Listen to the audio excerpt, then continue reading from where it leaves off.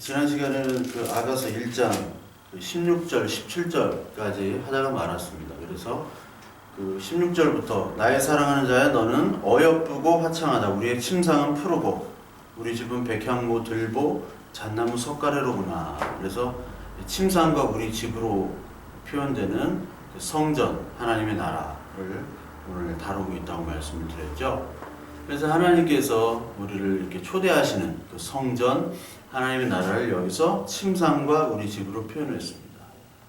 그 침상으로 솔로몬이 그 술람미 여인을 초대하면서 그 침상이 푸르다, 생명이 넘치는 곳, 그리고 은밀한 곳이면서 거기서 생명이 나오는 곳이죠. 그래서 신부와 신랑이 연합하여 또 다른 하나님의 자녀가 생겨나는 그곳이 바로 침상이며, 그 우리 집 백향목 들보, 백향목이 바로 성전을 만든 그 나무고, 그리고 잣나무 석가래, 잣나무를 통해서 그 노아의 방주를 만들었다고 얘기했죠. 그러니까 여기서 이제 잣나무로 나오는데, 이게 개역개정판에서는 고페르나무로 얘기를 해요. 고페르나무. 그래서 물이 들어가지 않고 썩지 않은 이 고페르나무로 그 노아의 방주를 만들었다라고 얘기를 하죠. 그러니까 하나님의 성전으로 들어가는, 하나님의 그 침상으로 들어가고 그 하나님의 그 궁전, 그 구원받는 그 방주로 들어가는 그 사람은 비록 그가 썩고 그가 검고 그리고 그가 죄악이 많다 하더라도 하나님이 마련해 주신 재료를 가지고 하나님께서 인도해 주시고 하나님께서 지어 주신 그 성전, 그 궁으로 하나님께서 인도해 준다는 뜻이죠. 그래서 우리가 마련하는 것이 아니라 솔로몬이 마련한 그 왕궁, 그 침상으로 들어가는 것이고, 우리 성도가 마련하는 것이 아니라 예수 그리스도의 피로 마련됐기 때문에 그 예수 그리스도의 피 구속 제사로 우리가 침상에 갈 수가 있고요. 그리고 여기 나오는 구원의 방주를 탈 수 있으며 하나님의 왕궁으로 들어갈 수 있다는 겁니다. 그래서 하나님이 처소를 마련해 주셨다고 얘기를 하죠. 그래서 이 장막, 육체의 장막은 넘어지지만 하나님께서 미리 마련해 준 처소가 있다라고 신약에서 얘기하잖아요. 그 처소가 어떤 아파트나 그런 거 아직 그렇게 생각하시는 분은 없겠죠. 예, 아파트 그런 것이 아니라 우리가 이제 완전히 하나님의 자녀가 된 그 모습을 바로 성전 처소라고 얘기하는 거죠. 그래서 예수 그리스도와 신부만이 이 내용, 이 비밀스러운 내용을 침상에서 알게 되는 거예요. 침상에서 부부 예수 그리스도와 신랑 예수 그리스도와 신부된 우리 교회만이 이 비밀을 통해서 이 말씀을 알게 되는 거예요. 그래서 이 침상에서 생명과 사랑과 신비가 있는, 그러니까 하나님이 그 언약으로 그 약속으로 초대하신 그 하나님의 일들이 여기서 다 나타내지는 겁니다. 그래서 하나님의 계시라는 것이 우리에게 나타내지는 것이 바로 큰 복이죠. 이 세상에서는 인간의 모든 활동들은 하나님의 계시를 막고 있습니다. 그러니까 하나님의 계시가 어떤 형태인지를 인간은 알 수가 없어요. 근데 하나님의 말씀을 주셔서 하나님의 계시로 오신 것이죠. 그러니까 우리가 창조 그리고 창조 세계가 끝나면 종말인데, 이 종말은 영원의 세계로 다시 가는 거예요. 그러니까 영원의 세계는 다시 창조와 연결이 됩니다. 이게 같은 거예요. 그 사이에 우리가 살아가는 유한의 세계를 우리가 살고 있습니다. 이 유한의 세계. 그 유한의 세계를 살면서 이 창조와 영원에 대한 것들을 이 성경 말씀에서 보여주시는 거예요. 그 침실로 인도하셔서. 그것이 바로 계시의 말씀입니다. 이 계시가 없다면 우리 인간은 죄와 사망으로 굉장히 절망적인 그 상태에서 그냥 살다가 죽는 거예요. 그러니까 우리에게 생명을 주신다는 것은 하나님의 말씀을 통해서 네가 어떤 존재이며 하나님이 어떤 분이며 네가 어떻게 되며 그리고 죄와 사망의 존재에서 생명의 존재로 간다는 것을 우리에게 알려주는 겁니다. 그게 지성소로의 초대입니다. 그래서 지성소로 갈 때는 1년에 대제사장이 한 번 들어가는데 그때 피를 딱 뿌리죠. 그 시은좌에다가. 근데 한 번 들어가는 거예요. 대제사장만 들어갑니다.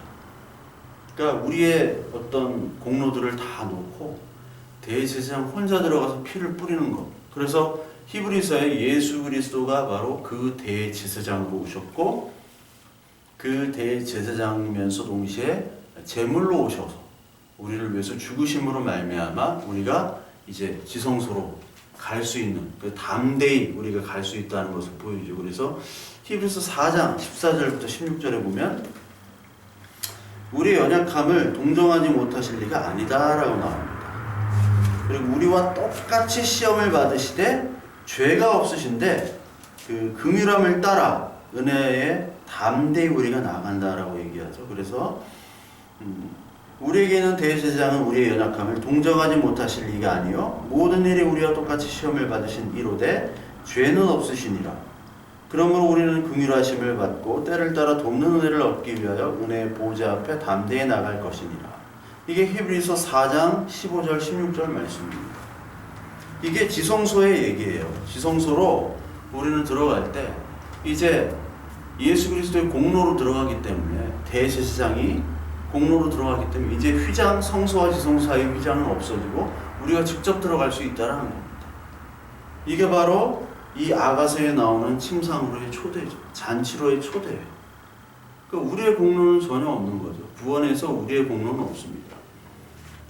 그리고 뭐 하나님 나라가 무슨 상급이 있다는 이상한 소리를 하는 것도 성경적일 수가 없습니다. 성경에는 그런 천국을 얘기하지 않습니다. 상급은 없어요. 뭐 그 등급을 나누는 게 아닙니다. 천국에. 아직도 그렇게 생각하고 그렇게 설교하는 분들이 너무나 많다. 그 잘못된 겁니다. 그래서 공로주의의 바리새인들, 여기 아가서에 나오는 뭐 이스라엘의 여인, 예루살렘의 여인들은 이 공로주의이기 때문에 이 술람미 여인을 받아들일 수 없죠. 아니 솔로몬 왕 같은 사람이 어떻게 저렇게 술람미 여인을 받아들여가지고 왕비로 삼느냐? 이건 있을 수 없는 얘기입니다. 그러니까 우리는 한 데나리온을 똑같이 약속한 그 주인에게 우리 같은 사람들은 죄도 많고 흠도 많고 그리고 몸이 연약하기 때문에 쓰임받지 못하는데 그냥 끝나기 일꾼 그 파장하기 끝나기 뭐 10분 전에 주인이 야 그냥 일해 10분만 해 내가 똑같이 한 데나리온 줄게. 그 너무나 감사하잖아요. 미안하잖아요. 저 사람들한테 아침 새벽부터 와가지고 그 추운 날 불쬐가면서 기다리다가 일하러 온 사람들한테 너무 불쌍하죠. 미안하죠. 그래서 볼 때는. 근데 하나님은 미안해하지 마. 왜? 내가 한다냐고는 똑같이 약속했어. 내가 주인이야. 그러니까 너는 미안해할 필요 없어. 왜? 삭은 나한테 주니까. 삭은 나로부터 나오니까 너는 나한테만 고마워하면 되지 저 사람한테는 미안할 필요가 없어. 근데 공로주의자들은 왜 쟤는 10분이라고 똑같이 돈 주냐고 얘기하는 거죠. 그게 바리새인들의 모습이었어요. 그 마찬가지로 여기 나오는 그 술람미 여인과 그 솔로몬 왕 사이에 그것은 그 주인과 그리고 일꾼 그리고 신랑과 신부 아버지와 아들 간의 관계지 제3자 그러니까 품삯일 상관없는 그리고 유산이 상관없는 그 세 3자는 나설 수 없는 얘기입니다. 그러니까 내가 주고 싶은 대로 마음대로 아들에게 주고 딸에게 주고 종에게 준다는데 아니 내 돈 가지고 내가 준다는데 네가 무슨 상관이야. 그게 하나님의 언약이고 그게 하나님의 작정이고 하나님의 인도하심이에요. 그러니까 거기에 누구도 끼어들 수 없는 겁니다. 그 끼어들 수 없는 그 관계에서 이제 2장으로 넘어가면서 2장부터는 어떻게 보면 이 솔로몬의 사랑의 신분과 계급과 그리고 어떤 조건을 초월하잖아요. 초월하는데 이제 술람미 여인과 이 솔로몬의 관계가 어떻게 보면 이제 애인과 남편의 표현으로 많이 여기에 설명이 됩니다. 2장에서부터는. 그러니까 이게 왕으로서의 어떠한 명예와 또 재산과 권위와 또 그런 것들이 다 있잖아요. 근데 그런 걸 보고 이 여인이 좋아하는 것이 아니라 그냥 그 사람이 나를 사랑하는 그 사랑 하나를 보고 가는 것이고 또 솔로몬 역시 그 여인의 어떤 조건이 아니라 그 술람미 여인에 대한 오직 사랑으로만 가는 것이죠. 물론 뭐 술람미 여인도 검었지만 예뻤을 수도 있었다고 봐요. 예루살렘 여인이 아무리 치장했지만 아무리 치장해야 또 못생길 수 있지 않습니까? 원판 보존의 법칙. 그래서 뭐 수박이 호박이 죽는다고 뭐 수박 때는 뭐 그런 얘기도 있지만, 아무리 치장하고 성형외과 가고 꾸며도 그 인위적인 모습, 그 내면에서 나오는 그 아름다움을 이 솔로몬은 찾아볼 수가 없었던 거예요. 그 이스라엘 여인으로부터. 근데 이 술람미 여인은 어떻게 보면은 참 아닌 것 같지만 그 내면과 그 외면적인 그 조화의 아름다움을 이 왕은 본 거죠. 그 내면 속에 있는 나를 향한 조건 없는 그 사랑, 그리고 내 조건 없는 그 사랑을 받아들이는 그 순종, 그걸 보시고 그 아름다움을 본 거예요. 그리고 왕을 사실 이렇게 흠모할 수는 없어요. 우리가 하나님을 사랑할 수는 없듯이 왕을 쳐다볼 수가 없습니다. 왕이 택하는 겁니다. 하나님이 우리를 택하듯이. 근데 그 택할 때 하나님은 또 우리의 그 낮아짐, 그 순종, 그리고 우리가 하나님께서 주시는 그 말씀이 왔을 때 그 말씀에 우리가 무릎 꿇고 하나님께 회개하며 나의 죄인을 고백하는 그 모습을 정말 원하시고 그 모습을 아름답다 하시는 거거든요. 그런 모습들이 술람미 여인에게 있었다는 거죠. 그래서 아가서 2장 1절부터는 이제 나는 샤론이 수선하여 골짜기의 백합화로다. 이 샤론의 수선화, 골짜기의 백합화, 샤론 평화의 수선화가 있고, 뭐 골짜기의 어떤 백합화 이런 것들이 평야하고 골짜기고 사람들이 별로 없는 곳이죠. 사람들이 또 주목하지 않는 곳. 거기 아름다운 이런 꽃들이 폈다는 겁니다. 그러니까 아름답지만 인간의 손을 덜 탔고 인간이 별로 찾지 않는 곳이에요. 그러니까 진짜 보석은 발견되기 힘듭니다. 진짜 보석은 우리가 찾을 수가 없어요. 우리가 찾기 쉬우면 그게 보석이 아니죠. 가장 찾기 쉬우면은 그거는 가치가 없는 거예요. 모든 가치는 이게 희소성에 따라서 가치가 판단이 되는 거니까, 정말 여기 나오는 샤론이 수선하여 골짜기의 백합화는 희소한 거예요. 그러나 사람들이 찾지 않는. 그러니까 건축자들이 예수 그리스도를 버린 돌로 취급했습니다. 쓸데없는 돌. 그러나 그 쓸데없는 돌로 모퉁이의 머릿돌로 삼아주신 거죠. 그 뜻이 우리는 어떻게 보면 버린 돌처럼 버려졌지만 그것을 하나님 아름답다고 얘기를 하십니다. 아름답다. 그러면서 뭐라고 또 얘기하냐면 나는 여자 중에 내 사랑은 가시나무 가운데 백합화 같다. 그러니까 백합화인데 가시나무 가운데 백합화를. 가시나무 가운데. 그러니까 가시나무라는 것이 나오고 또 백합화가 나와요. 백합화는 꽃이니까 아름답다 하지만 가시나무는 뭐 아무 쓸모가 없잖아요. 가시. 그리고 어떤 척박함 속에서 아름다움이 있다는 거예요. 그 척박함 속에서. 그러니까 가시나무가 어디에 쓰이냐면 그 출애굽에 보면은 그 모세가 가시나무, 그 불꽃, 그걸 보여주지 않습니까? 모세가. 그러니까 가시나무라는 거는 잘 타지만 뭐 쓸모는 없어요. 목재로서 뭐 백향목이나 뭐 이런 잣나무나 이런 거로 쓸모가 없습니다. 근데 가시나무라는 것은 모세가 양치기 그 처가살이 할 때 80에 다시 부르실 때 그 떨기나무, 그게 사실 가시나무입니다. 떨기나무가 사실 가시나무예요. 이게 가시나무.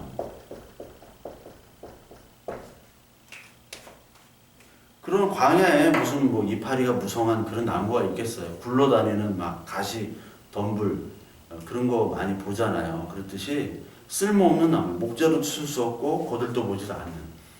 거기서 하나님이 계시를 냈듯이 너는 그런 가시나무야. 지금 존재가 척박한 인생이야. 그걸 보여주시면서 그 가시나무 속에서 너는 백합화로 내가 만들어줄게. 그 가시나무 같은 인생 속에서 너는 백합화로 살 거야. 특히 가시나무 하면은 여러분들 하덕규 뭐 이게 생각나면 안 되고 가시나무 조성모 리메이크한 그게 생각나면 안 되고, 가시나무 하면 조각목이라고 있죠. 조각목. 조각목이 있습니다. 조각목은 그 언약궤를 만들 때 사용하죠. 그래서 출애굽기 25장하고 37장에 언약궤를 만드는 데서 이 조각목을 사용한다라고 나옵니다. 이 언약궤를 만들 때 조각목에다가 그 금을 입히죠. 나무에다가 어떻게 금을 입히는지를 잘 모르겠지만 금을 입혀요. 그 번제단도 그 금을 입힙니다. 조각목에다가. 조각목은 참 쓸모없는 가시나무인데 그거를 어떻게 만들어다가 그걸 어떻게 부셨는지 어떻게 하는지 모르겠지만 그 쓸모없는 나무를 금을 입힌 겁니다. 예수 그리스도 보석을 입힌 거고 믿음을 입혔다고 보면 된다고 그랬죠. 우리 같은 사람들, 이 술람미 여인 같은 이 여인을 하나님이 택해서 금으로 만들어 주셨다는 거예요. 그러니까 하나님의 은혜와 하나님의 또 사랑으로 우리를 변화시켜 주신 것이죠. 하나님의 자녀로. 그러니까 가치 없는 존재에서 가치 있는 금으로 만들어 주셨고, 또 이 가시라는 것이 가시면류관이 있잖아요. 가시면류관. 가시면류관을 예수님이 쓰셨습니다. 가시라는 거는 뭐 고난이죠. 고난, 아픔, 척박함이에요. 그 고난, 아픔, 척박함 속에서 가시나무를 얹어가지고 조롱하고 핍박하고 그러죠. 너는 금면류관을 써야 되는데 금면류관이 아니라 대신 가시면류관 줄게. 조롱하는 겁니다. 그래서 가시나무를 쓰고 거기다가 그 뺨을 때리고 침을 뱉고 막 그랬잖아요. 그게 조롱과 핍박이거든요. 그 조롱과 핍박 속에서 너는 백합화 수선화로 너를 만든다. 우리 인생 속에서 역경과 아픔과 좌절과 낭망이 있습니다. 그 속에서 예수 그리스도를 또 우리는 만난 겁니다.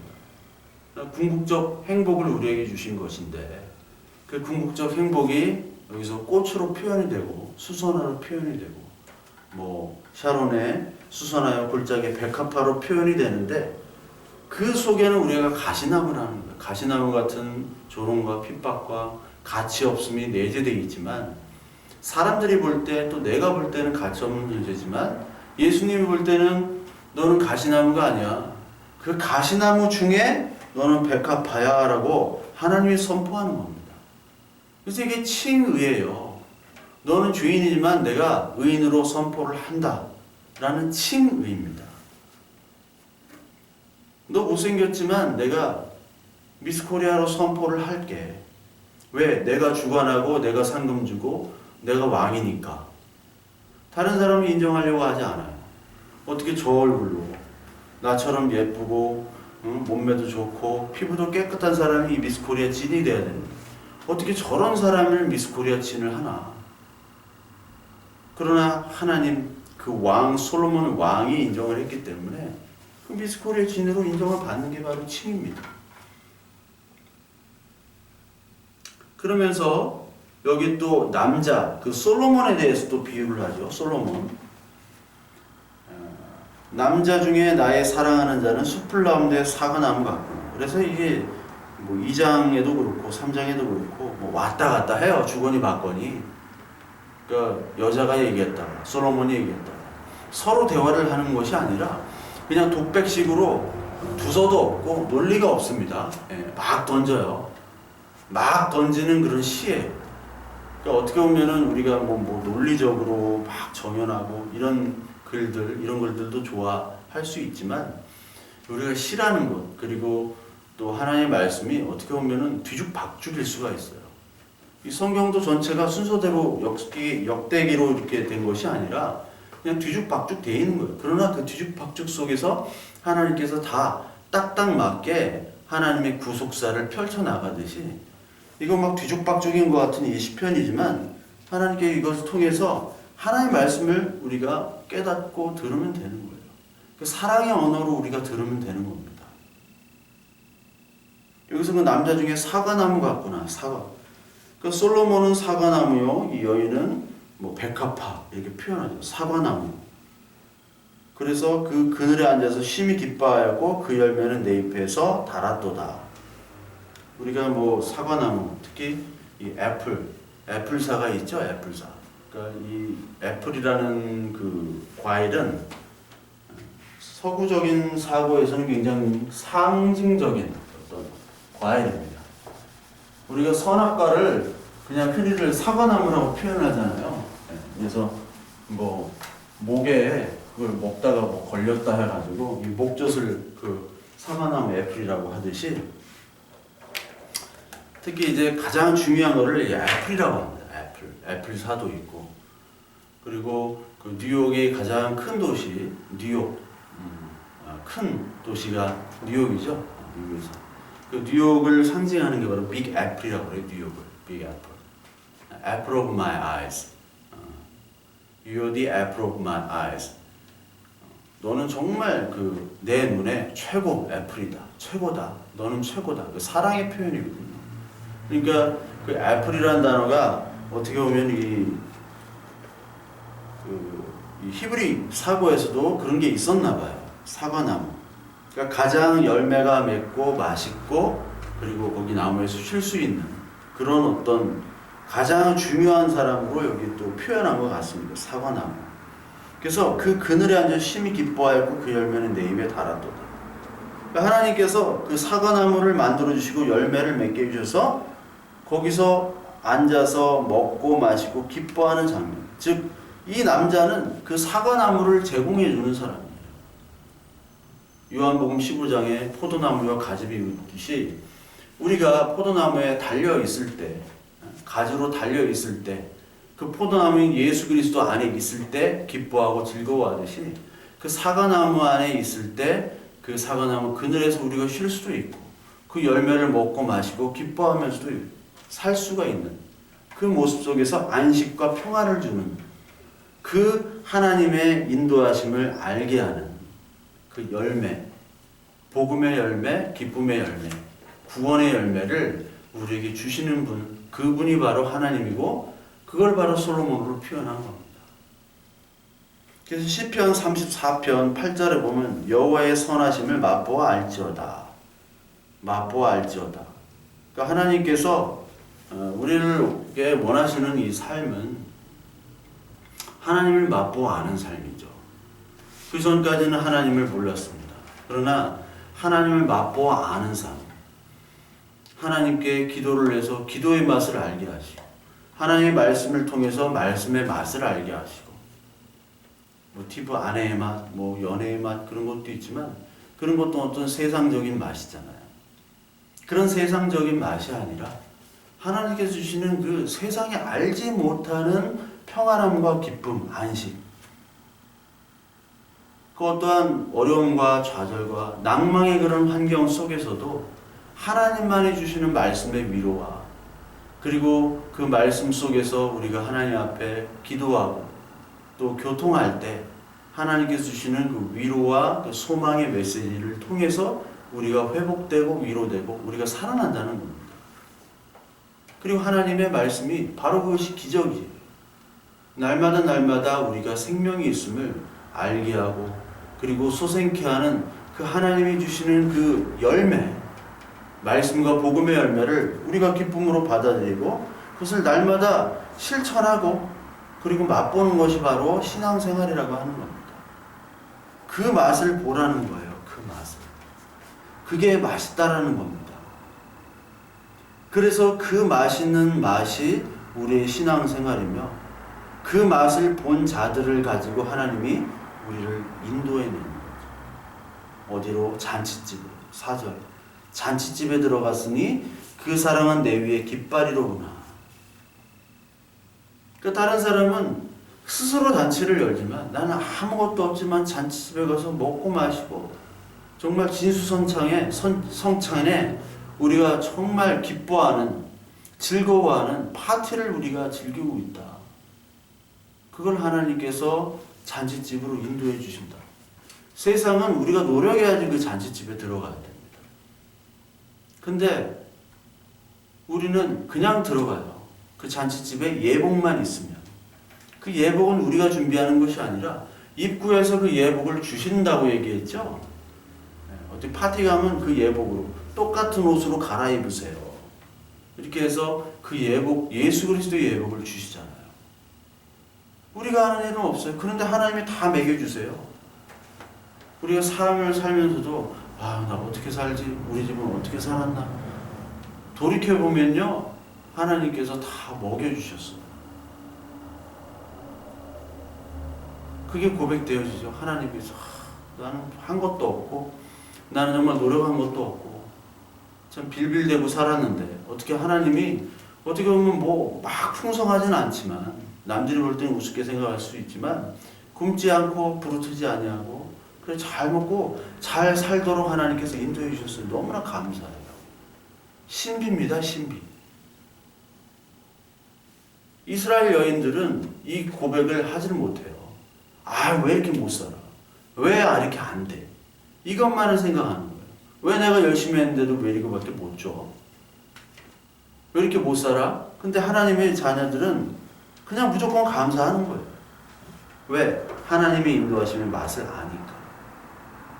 그래서 잔치집에 그냥 들어가는 거예요. 잔치집에 들어가서 그 사랑이 내 위에 깃발이다 라고 얘기합니다. 잔치집에 들어간다는 건 지성소로 들어가고 하나님 나라로 들어가는 거죠.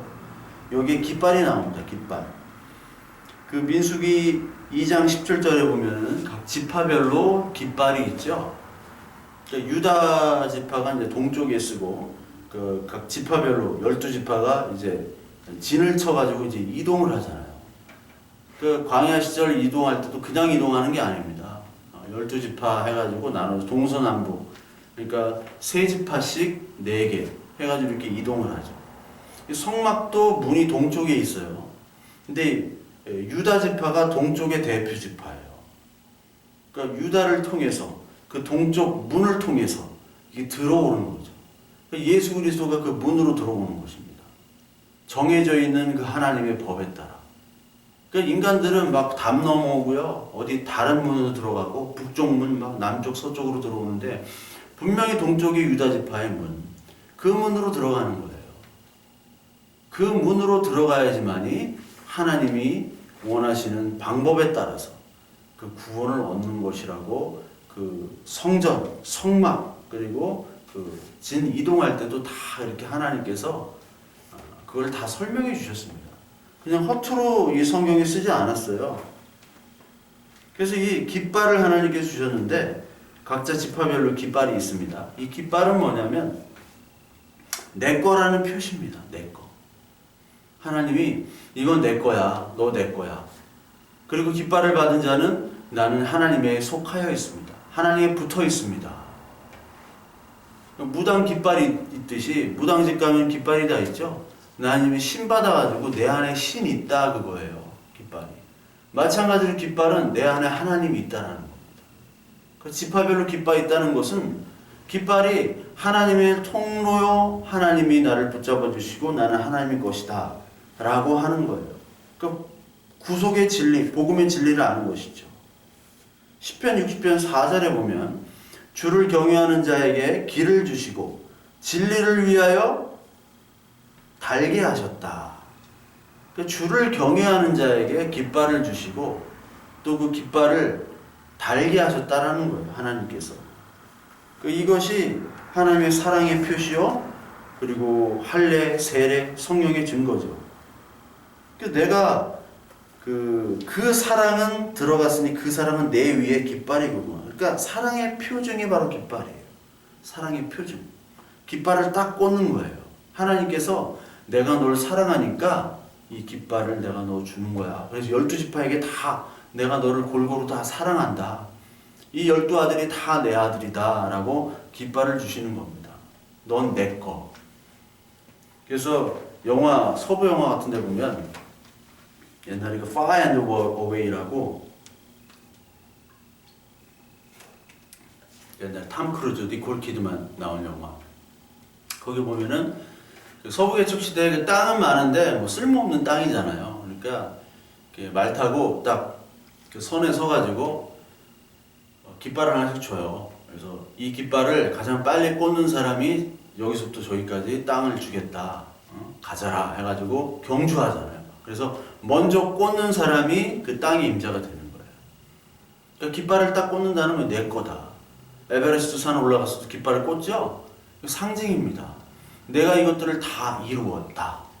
내가 해냈다. 근데 여기 깃발은 뭔 뜻이냐면 하나님의 사랑이래요. 그 사랑이 깃발 위에 들어갔다는 겁니다. 내가 했다라는 게 아니에요. 인간의 깃발은 내가 했다라는 거지만 하나님의 깃발은 내가 널 사랑하여 지명하여 불렀나니 너는 내 아들이라. 이 깃발을 얘기하는 겁니다. 그래서 이 깃발을 가지고 하나님의 사랑을 보여주신 거죠. 이게 바로 성령의 표준이에요. 증표. 구원의 표준, 사랑의 증표. 할례, 세례 똑같은 증표입니다. 그 사랑이 나타났고 이제 5절 너희는 건포도로 내 힘을 돕고 사과로 나를 시원하게 하라. 내가 사랑함으로 병이 생겼습니다. 내 힘을 돕고 사과로 나를 시원. 건포도와 또 사과가 나오죠. 에너지를 보충한다는 뜻이죠. 에너지를 보충. 내 힘을 돕고 나를 시원하게 해라. 여기 보면은 이게 사실 막 덥고 힘들고 그러다는 표현인데 왜 덥고 힘들겠습니까? 밤새도록 이제 사랑을 나눴을 수도 있고요. 그러니까 그 사랑이라는 게 어떻게 보면 여기서는 1차적으로 육체적인 사랑이지만 그 하나님과 우리와의 관계 속에서 드러나는 그 사랑 속에서 우리가 때론 낙망하기도 하고 좌절하기도 하잖아요. 힘들 때도 많잖아요. 신앙생활이라는 게 에너지가 소비되는 거고 일반 생활도 에너지가 소비되지만 여기에 신앙이라는 게 더 붙으면요 에너지가 소비됩니다. 그렇죠? 근데 여기는 육체적인 사랑, 그 솔로몬과 술람미의 육체적인 사랑이에요. 그 기쁨에. 그러니까 우리가 하나님과의 통해서의 그 사랑을 통해서 받는 그 기쁨도 있지만 그 에너지가 이제 소비가 된다는 거죠. 어떻게 보면. 예. 그러니까 밤새 기진맥진할 정도로 하나님과 그 우리와의 사랑, 솔로몬과 그 술람미 여인의 사랑, 어떻게 보면 에로틱한 그런 표현이에요. 그래서 이 수분, 당분 이런 것들을 좀 공급하는데 여기 물이 별로 없죠. 그래서 건포도 사과 이걸로 시원하게 하라는 거예요. 결국 그 사랑이 계속돼서 유지되려면요 에너지가 필요합니다. 에너지가 보충이 돼야 돼요. 매일 막 사랑할 수는 없어요. 아무것도 안 먹고 사랑할 수는 없습니다. 하나님과 우리와의 사이에서 신앙생활을 하다 보면 다툼도 있고요. 아픔도 있고요. 왜 하나님은 나에게 이렇게 기도의 응답을 해주지 않으시나? 왜 나의 환경들을 조금 바꿔주셔도 되는데 왜 난 이렇게 평생 이 속에 갇혀가지고 이 일을 해야 되고 왜 이런 가정 속에서 있어야 되는가? 그 속에서 하나님께서는 건포도와 사과를 주신다고 얘기했습니다. 먹고 마시는 이야기, 사랑의 이야기입니다. 사랑하며 나누며 침소에서 사랑하고 또 먹고 마시는 얘기를 하는데 여기에 보면은 그것이 바로 먹고 마시는 양식이죠. 요한복음에 양식이 나오죠. 요한복음 4장에 보면은 4장 34절에 보면 예수께서 이르시되 나의 양식은 나를 보내신 이의 뜻을 행하며 그의 일을 온전히 이루는 이것이라. 예수님의 그 에너지원은 하나님의 뜻과 하나님의 일을 온전히 이루는 것. 하나님의 깃발이 꽂혀져 있기 때문에 하나님과 소통하는 사람. 그분의 대표적인 분이 바로 예수님이셨죠. 예수님은 하나님의 사랑과 하나님의 말씀에 사로잡힌 그 하나님이셨어요. 그래서 그것을 양식으로 삼아 우리는 그분은 이제 그 양식을 가지고 일을 하셨고 우리도 역시 똑같은 양식을 가진 거죠. 그 요한복음 6장에 보면 이 말씀이 있습니다. 6장 27절 썩을 양식을 위하여 일하지 말고 영생하도록 있는 양식을 위하여 하라. 이 양식은 인자가 너에게 주리니 인자는 아버지 하나님께서 인치신 자니라. 그 인자의 양식, 썩을 양식이 아니라 산 양식 예수 그리스도. 산 만나 예수 그리스도의 말씀. 사람은 떡으로만 사는 것이 아니요 하나님의 말씀으로 사는 것이라고 얘기했죠. 그러니까 하나님의 말씀으로 살아가는 것이 인간입니다. 그냥 배불러 가지고 먹고 사는 그런 사람들은 돼지나 같은 사람이에요. 돼지. 그러니까 다 같이 똑같이 살지만 진짜 인간과 인간이 아닌 자는 하나님 말씀이 있는가 없는가. 왜? 하나님 말씀이 있으면 생명이 있는 자예요. 없는 자는 그냥 가시나무 떨기예요. 그냥 살다가 죽는 존재입니다. 그게 바로 하나님의 양식을 우리에게 주셨다는 거예요. 말씀을 주신 겁니다. 6장 55절에 보면요. 요한복음 6장 55절. 내 살은 참된 양식이요 내 피는 참된 음료로다. 내 살을 먹고 내 피를 마시는 자는 내 안에 거하고 나도 그의 안에 거하나니 살아계신 아버지께서 나를 보내심에 내가 아버지로 말미암아 사는 것 같이 나를 먹는 그 사람도 나로 말미암아 살리라. 이것은 하늘에서 내려온 떡이니 조상들이 먹고도 죽은 그것 같이 아니하며 이 떡을 먹는 자는 영원히 살리라. 하나님의 말씀을 먹는 자가 산다고 얘기를 하셨습니다. 하나님의 말씀을 먹는 자. 하나님의 말씀을 먹어야지 산다고 우리에게 분명히 얘기해 주셨기 때문에 우리는 하나님의 말씀이 없이는 죽은 자라는 겁니다. 그러니까 잠시 하나님과 우리가 소통을 할 수는 있습니다. 뭘 받고 꿈에서 나타나고, 그러나 그 관계가 계속해서 유지될 수는 없어요. 말씀이 없이. 하나님과의 말씀 간의 교제, 그 말씀을 붙잡은 그 기도 없이는 우리가 교제를 할 수가 없습니다. 왜냐하면 뭘 먹어야지 살죠. 인간 간에도. 그러니까 하나님과 우리와의 관계도 깃발은 꽂혀져 있는데 그 깃발이 계속해서 꽂혀지려면 우리의 가지고 있는 이 우리 스스로의 자원을 가지고는 그것을 유지할 수가 없습니다. 하늘로부터 주시는 성령의 말씀. 즉 하나님께서 성령을 통해서 이 성경의 말씀을 우리에게 다 주셨죠. 이 말씀을 통해서 너는 먹고 마시라. 내 피를 먹고 내 피를 마시고 내 살을 먹으라. 이게 바로 예수 그리스도의 피 언약과 하나님의 말씀을 먹으라는 겁니다. 저와 여러분들이 하나님의 말씀을 오늘 얼마나 먹고 내 마음대로 먹고 내 임의대로 먹고 내가 원하는 방향대로 먹지 말고 하나님이 뜻하는 방향대로 먹으라는 거예요. 하나님 뜻하는 방향대로. 하나님의 뜻대로 행한 자라야 구원을 받는다고 얘기했죠. 주여 주여 외쳐도 너는 다 불법을 행한 자들아. 불법으로 먹고 마시고 그러면서 하나님을 원한다고 하고 하나님을 사랑한다고 하고 하나님은 우리를 위해서 일한다고 하시고 하나님이 우리와 함께 하시면 모든 것들을 다 할 수 있습니다 하면서 아멘 아멘 하면서 외치지만 가장 중요한 판단 기준은 하나님은 내 뜻대로 하라. 정말 하나님의 뜻대로 하는 건지 아니면 내 자신의 뜻대로 하는 건지. 내 자신의 뜻대로 하는 양식은 독이 됩니다. 독. 내가 먹고 싶은 대로 막 먹어보세요. 죽죠. 하나님 뜻대로 야 이렇게만 먹어 저렇게만 먹어 그렇게 해야지 되는 것이죠. 그렇게 해야지 우리가 오래 살 수 있고 잘 살 수 있고 살도 빠지고 그렇잖아요. 당뇨 환자들, 고혈압 환자들 아무거나 못 먹습니다. 내 뜻대로 먹으려고 하지 마시고 하나님이 원하시는 뜻대로. 그럼 하나님이 원하시는 뜻은 뭐냐? 여기 성경에 다 자세히 나와 있습니다. 설교를 안 해도 돼요. 하나님 뜻을 원하시면 복음서라도 좀 읽어보세요. 자꾸 이렇게 묻지 마시고 무슨 궁금증이 그렇게 많으신지 그냥 목사님한테 물어보시면 또 목사님이 얘기를 안 하죠. 그래서 더 궁금하대요. 왜 궁금할까요? 정신이 딴 데 가 있어요. 하나님의 말씀을 읽는 것이 아니라 정신이 딴 데 가 있는 거예요. 욕심으로 읽기 때문에 그렇습니다. 하나님의 말씀을 마음을 비우고 한번 읽으세요. 하나님께 기도하고 읽으십시오. 은혜 달라고. 하나님의 말씀이 무엇인지, 진짜 양식이 무엇인지를 알려달라고 기도하시고 읽으세요. 그럼 하나님이 분명히 이야기하실 뿐만 아니라 여기 그대로 써 있어요. 정신만 차리고 읽으면 됩니다. 정신 안 차리고 자기 욕심대로 읽어서 그랬어요. 그런 사람들은 100번을 읽건 1000번을 읽건 하나님의 말씀이 자신의 양식으로만 채워지기를 원해요.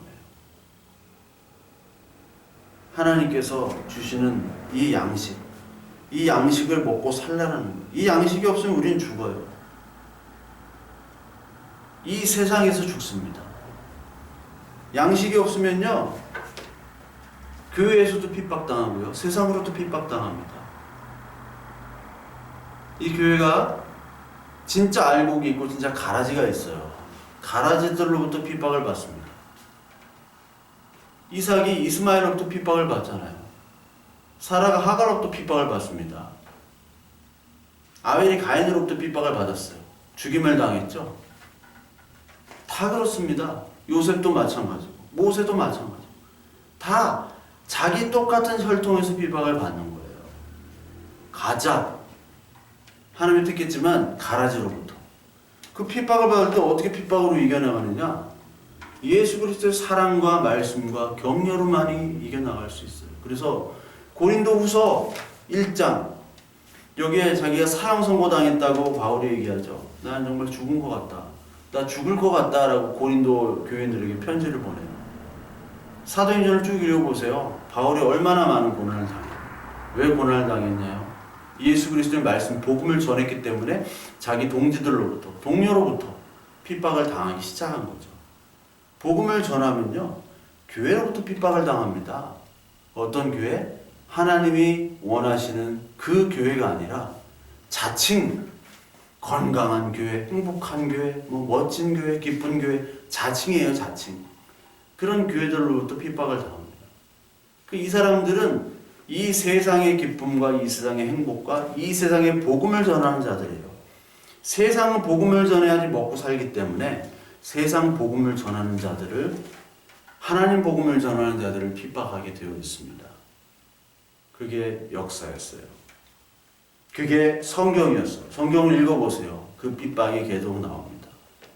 그래서 맞아 죽고 두드려 죽고, 선지자들을 그렇게 핍박했다고 예수님이 얘기하셨잖아요. 똑같이 예수 그리스도를 기다리고 하나님을 믿는 사람들인데 하나님을 진작 전하니까 그 사람들을 핍박하고 죽이고, 선지자들을 다 죽이고 예수 그리스도까지 죽였던 그 역사. 그러니까 그것을 버티기 위해서는 하나님의 사랑과 격려, 그 양식이 없이는 우리가 버틸 수가 없습니다. 격렬히 사랑을 나누는데 방해꾼이 있어요. 그 방해꾼로부터 그 사랑을 지키기 위해서는 하나님의 말씀과 격려와 하나님이 주시는 그 말씀에 대한 성령께서 언약의 확신, 확증을 우리에게 날마다 주시는 거예요. 네가 검고 죄가 많고 그렇더라도 너는 내가 택했어. 내가 정말 사랑해. 정말 나 같은 사람을 왕인 당신이 사랑합니까? 아니야. 믿어. 정말 사랑해. 표정을 주세요. 말씀해 주세요. 계속 하나님이 말씀을 해줘야 됩니다. 계속 신랑이 계속 사랑한다고 말씀을 줘야 돼요. 다른 여자들을 쳐다보지 않아야 돼요. 솔로몬 다른 여자들을 실제로는 쳐다봤죠. 쳐다봤는데 예수님이 쳐다보지 않는단 말이에요. 하나님과 상관없는 사람들을 그냥 내버려둬요. 자유롭게 둡니다. 허락을 하세요. 네 마음대로 해. 네 마음대로 먹고 마시고 즐기고. 그러나 심판이야. 우리 하나님의 자녀들은 마음대로 먹고 마시고 못하게 한단 말이에요. 하나님의 말씀만 먹고 마시게. 다른 불량품을 먹으려 할 때도 그 불량품을 먹으려고 하는 우리들을 인도하셔서 하나님의 말씀과 양식으로 우리를 가꿔주신단 말이에요. 그래서 하나님의 사랑이 뭔지, 정말 하나님이 나를 왜 택하셨는지, 거기서 더 하나님에 대한 사랑이 솟아나고 그 하나님에 대한 말씀이 믿어지고, 그것들을 계속 반복하면서 하나님과 우리 관계가 더욱더 긴밀해지고, 정말 그 침상 속에서 이루어지는 비밀스러운 그 신비가 우리에게 다 전달되는 그러한 기쁨, 그것을 맛보게 하나님께서 해주신다는 겁니다.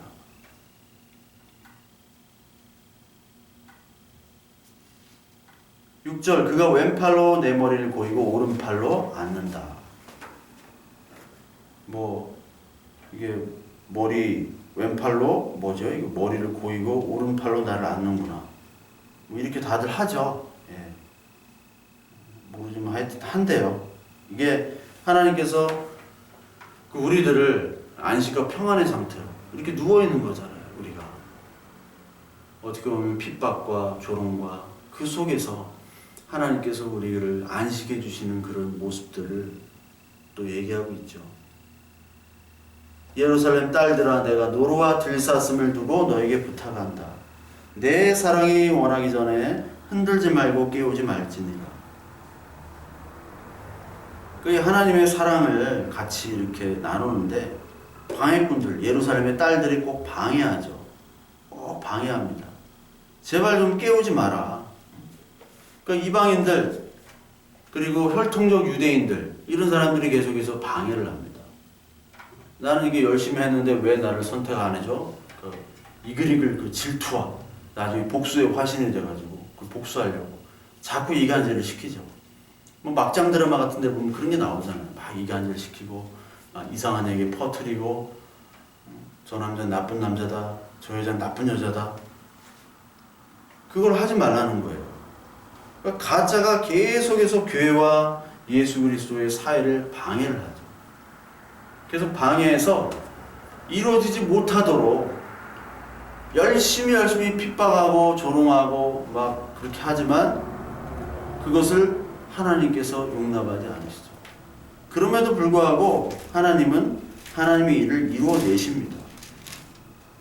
하나님은 끝까지 이것들을 인도해 주시고 그 사랑을 보존하고 계세요. 그래서 로마서 8장 32절에 보면 자기 아들을 아끼지 아니하시고 우리 모든 사람을 위하여 내주신 이가 어찌 그 아들과 함께 모든 것을 우리에게 주시지 아니하겠느냐.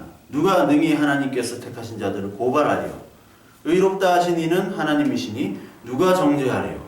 죽으실 뿐 아니라 다시 살아나신 이는 그리스도 예수시니 그는 하나님 우편에 계신 자여 우리를 위하여 간구하시는 자시나 누가 우리를 그리스도의 사랑에서 끊으리요. 환난이나 권고나 박해나 기근이나 적신이나 위험이나 칼이라. 그러니까 그리스도의 사랑에서 환난이나 권고나 박해나 기근이나 이런 위험이나 칼 이런 것들이 그 사랑을 끊을 수 없다라는 겁니다. 그런 핍박이나 고통, 아픔이 있어도 우리가 하나님을 버리지 못하도록 하나님께서 우리를 붙잡아 주신다는 거예요. 그 깃발이 떨어져 나가지 않도록 하나님이 꼭 붙잡고 있다는 겁니다. 하나님께서. 그러니까 우리의 능력으로 하는 것이 아니라 하나님께서 그렇게 해주신다는 거예요. 성도의 견인 들어보셨죠? 성도의 견인. 하나님께서 견인해 주시는 거예요. 견인해. 그래서 이사야서에서 그 아가서에서 제발 좀 흔들지 말고 깨우지 말라. 그러면서 내 사랑하는 자의 목소리구나. 보라, 그가 산에서 달리고 작은 산을 빨리 넘어오는구나. 내 사랑하는 자는 노루와 같고 어린 사슴과도 같아서 우리 벽 뒤에 서서 창으로 들여다보며 창살 틈으로 엿보는구나. 이게 무슨 말이냐면은 이 8절, 9절, 10절 이게 같이 연결되는 건데요. 8절, 9절, 10절 보면은 조금 솔로몬 왕과 그 술람미 여인이 좀 떨어져 있는 그런 장면으로 묘사가 되어 있어요. 그래서 어떤 이유인지 모르겠지만 떨어져 있습니다. 그래서 헤어진 장면. 완전히 헤어졌다는 게 아니라 잠시 헤어져 있는데 그때 사랑하는 자의 그 솔로몬의 목소리가 들려오는 거죠. 산에서 들려오는데 이 들려오는 목소리가 나의 사랑하는 자가 내게 말하여 이르기를 나의 사랑 내 어여쁜 자 일어나서 함께 가자는 소리가 들려옵니다. 근데 그 소리가 어떻게 들리느냐? 그 산에서 넘어오는 것처럼 들리지만 또 9절에 보니까 노루와 같고 어린 사슴과도 같아서 노루와 사슴이 막 산에서 뛰어오는 것 같은데 우리 벽 뒤에 서서 창으로 들여다보면 창살 틈으로 엿보는구나. 그러니까 우리가 창에 있는데 창살 틈으로 노루와 사슴처럼 이 솔로몬이 와서 그걸 빼꼼히 보면서 야 함께 가자. 내 사랑하는 어여쁜 자 함께 가자. 이런 식으로 얘기를 한다는 겁니다. 그래서 좀 그려지시죠? 이 창가 속에서 하나님의 목소리가 들린다는 거예요. 그러니까 하나님의 목소리가 이 술람미 여인에게만 들리는 겁니다. 다른 사람은 안 들려요. 다 들리는 것 같지만 귀가 있고 눈이 있고 코가 있고 다 있지만 하나님의 자녀들은 하나님의 말씀을 듣습니다. 하나님의 자녀가 아닌 사람들은 말씀을 못 들어요. 양은 목자의 소리를 듣지만 양이 아닌 것들은 목자의 소리를 듣지 못하죠. 요한복음 10장에 나오죠. 그게 요한복음 10장에 그대로 나옵니다.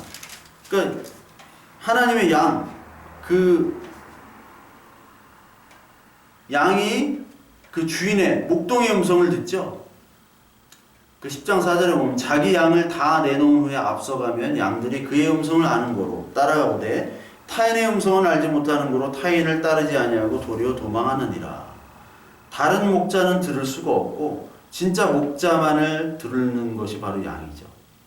그러니까 일반 사람들이 가면 양이 따르지 않지만 목자가 가면 양이 따른다. 그러니까 이 양이면서 또 선한 목자가 나오죠. 선한 목자는 양들의 목숨을 버리는 자고 사꾼 목자는 그냥 달아나는 자죠. 일이나 뭐 늑대가 오면은 달아나는 자. 그래서 진짜 목자의 소리를 듣는 겁니다. 그 목자가 노루처럼 사슴처럼 뛰어와가지고 함께 가자라는 복음의 말씀을 전할 때 이 귀 있는 하나님의 자녀는 듣는 거죠. 그래서 성령께서 교회에 가는 말씀을 들으라. 귀 있는 자들아 들으라. 귀가 다 있는 게 아닙니다. 그냥 물리적인 귀는 다 있지만 하나님의 말씀을 아는 사람만 그 귀가 필요한 것이고 하나님의 말씀을 듣는데 그 귀가 달려있는 거예요. 하나님의 말씀이 없으면 그 들리지가 않습니다. 그래서 하나님의 목소리를 듣는다는 거죠. 하나님의 자녀들은. 그래서 함께 가자라는 소리가 들려요. 함께 가자. 창벽을 들여다보면서 이 사슴과 노루가 이렇게 우리에게 보는 거예요. 노루가. 그러니까 강아지가, 고양이가 창틀에서 이렇게 막 노려다보듯이 그 노루와 사슴이 멀리 달려와가지고 우리 집 앞에 와가지고 그걸 전하는 거예요. 솔로몬이 그랬다는 거죠. 계시록 3장 20절에 그 모든 그 교회에 대해서 얘기를 하신 다음에 그 맨 마지막 라오디게아 교회에다가 얘기를 하십니다. 볼지어다 내가 문문 밖에 서서 두드리노니 누구든지 내 음성을 듣고 문을 열면 내가 그에게로 들어가 그와 더불어 먹고 그는 나와 더불어 먹으리라. 이기는 그에게는 내가 내 보좌와 함께 앉게 하여 주기를 내가 이기고 아버지 보좌에 함께 앉은 것 같이 하리라. 문 밖에 서서 두드리는 거예요, 하나님이. 그러니까 내 음성을 듣고 문을 여는 그 귀 있는 자들은 너와 나가 함께 혼인잔치로 먹고 마시는 그 자리로 간다는 겁니다. 함께 먹자. 두드리는 거예요. 지금 노루와 사슴이 멀리 뛰어와가지고 야 함께 가자. 야 함께 가자 이렇게 얘기하는 거예요. 그러니까 멀리 떠났다가 이 님이 돌아와서 얘기를 하는 거죠. 떠났다가 그 남편 왕이 떠났다가 다시 와가지고 야 가자 이제 다 됐다 때가 됐다 이렇게 얘기하는 거예요. 이게 어떻게 보면은 그 술람미 여인은 그 왕이 떠났으니까 이제 보호자가 없잖아요. 사랑해줬던 왕이 없네. 그러다 보니 이제 다른 사람들로부터 조롱과 핍박, 멸시가 시작됩니다. 그 조롱과 핍박, 멸시 속에서 다시 오실 그 신랑이 진짜 오셔서 말씀을 전해주시는 거예요. 복음으로 야 가자. 이제 다시 오자. 함께 가자. 따라가자. 그래서 건포도와 사과를 우리에게 주시고 그 말씀으로 위로해 주시며 야 이제 때가 되었으니 나와 함께 가자.